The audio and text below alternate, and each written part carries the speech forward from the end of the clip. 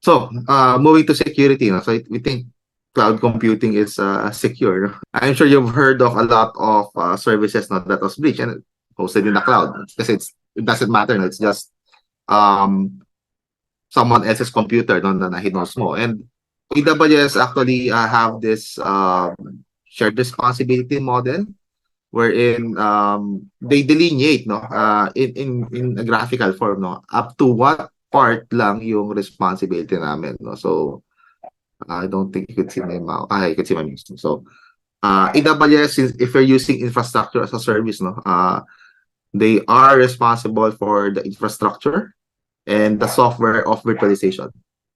That's it. But if you're using some of their services on like RDS, S3, no, to a degree they would be delving into ano na platform as a service, so they would get some of this information. No? But for simplicity, no, yung sinabing AWS and then compute instance yung pinag-usapan natin, AWS would handle the hardware and the software for that compute for virtualization. But the OS, no, once you instantiated some VMs, no, and the servers and the softwares, no, that comes with it, that would be part of the user's responsibility. No? Meaning, if you did not patch your server no, and may vulnerability that could cause code execution to gain access to your machine, that's on you. That you cannot blame AWS for that. No? Or you set up a system, it's very secure, ina-update mo yun, but their users set their password na basic password 123 and some threat actor was able to guess that and gain access to your system and then that's on you. Or it's a very secure password pero nagpadala yung threat actor ng phishing link on the user and then the user click and then gave out the username and password and OTP. That's still not the responsibility of AWS. That's on the client side. No? So again, they want to delineate kasi laging ano tayo, point of contention. No? Okay, I moved to the cloud. It's supposed to be secure. So, but ako na-hack. You still get hacked no? If you're in the cloud. This is Azure. Similar approach but much more granular. No? Kasi yun parang that, infrastructure service lang yung sa AWS.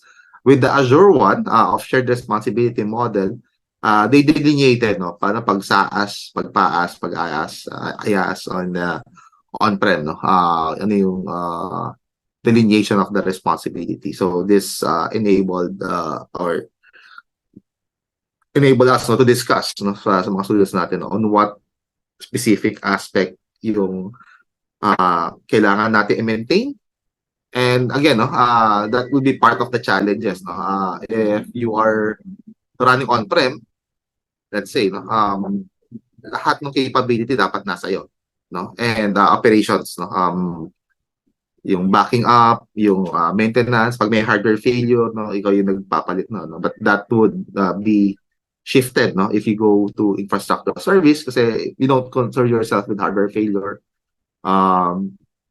patching ng mga virtual machines, network optimization, that's on the provider no. But the rest no again, you instantiate some VMs, that's your responsibility na at that point, and then so on and so forth pagdating sa PaaS and SaaS no, mas dumadami yung responsibility ng vendor, but still some of these items, kahit na naka-software sa service ka, no, would still be in the responsibility, in the realm of responsibility ng customer. Like as mentioned, accounts and identities, devices, no, kung you're not maintaining your device, you allow any users to just install anything on it, and baka may malware na nadama, you know, and the system gets compromised. So that's beyond the scope of responsibility of the vendor.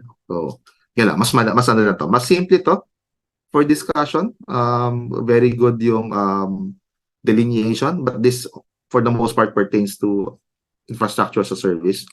And the Microsoft one, similar, no, but they segmented it no to different as a service na no, na verticals. Okay, ano lang, in case may question, dump na lang sa chat or sa Q&A. I might be able to answer then, especially with the discussion ng content. Okay. Okay.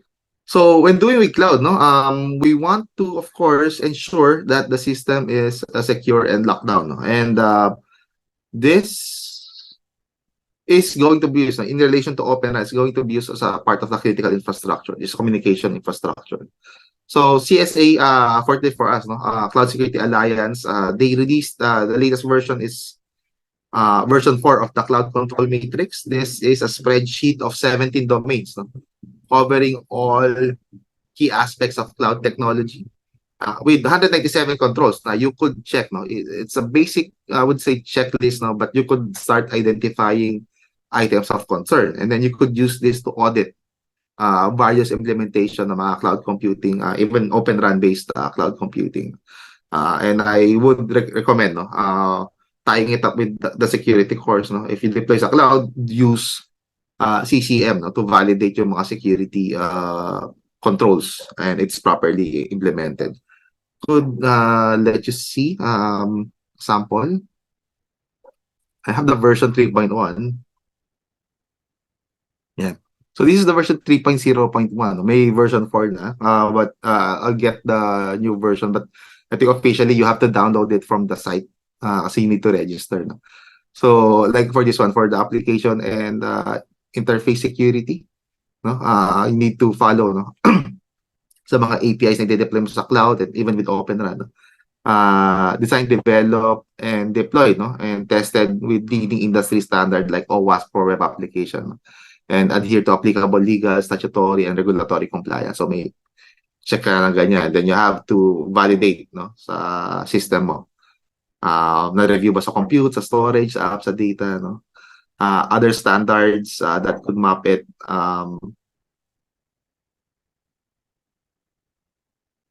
For Canada, CCM, Canada PIPEDA, CCM version 1, COVID 5, a lot of other frameworks, no, like FedRAMP.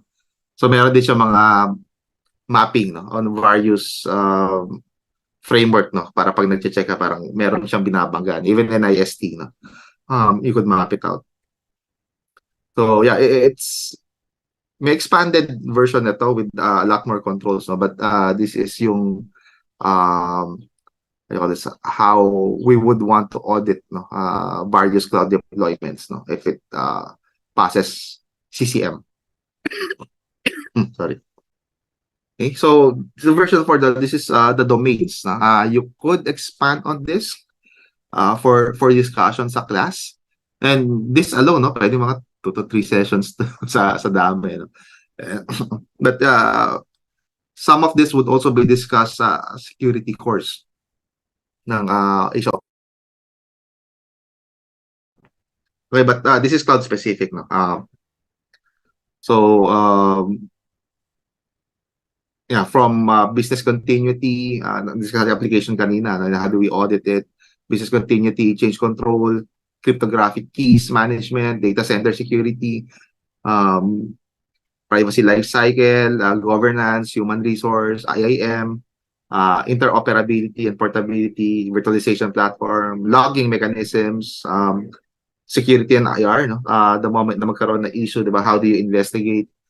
Supply chain, no? Since this is a common problem nowadays that if even if we are secure, no, our third-party vendors, no, software or suppliers, no, might be the one introducing risk to our infrastructure, no. So how do we audit and make them accountable for this? The threat surface and vulnerability management, no. Threat and vulnerability management with threat surface reduction to minimize exposure. And then for the endpoint devices, no, mga servers, mobile phones, and laptops, no, and tablets, no, universal endpoint management. How do we secure them? And how do we audit their security? Okay.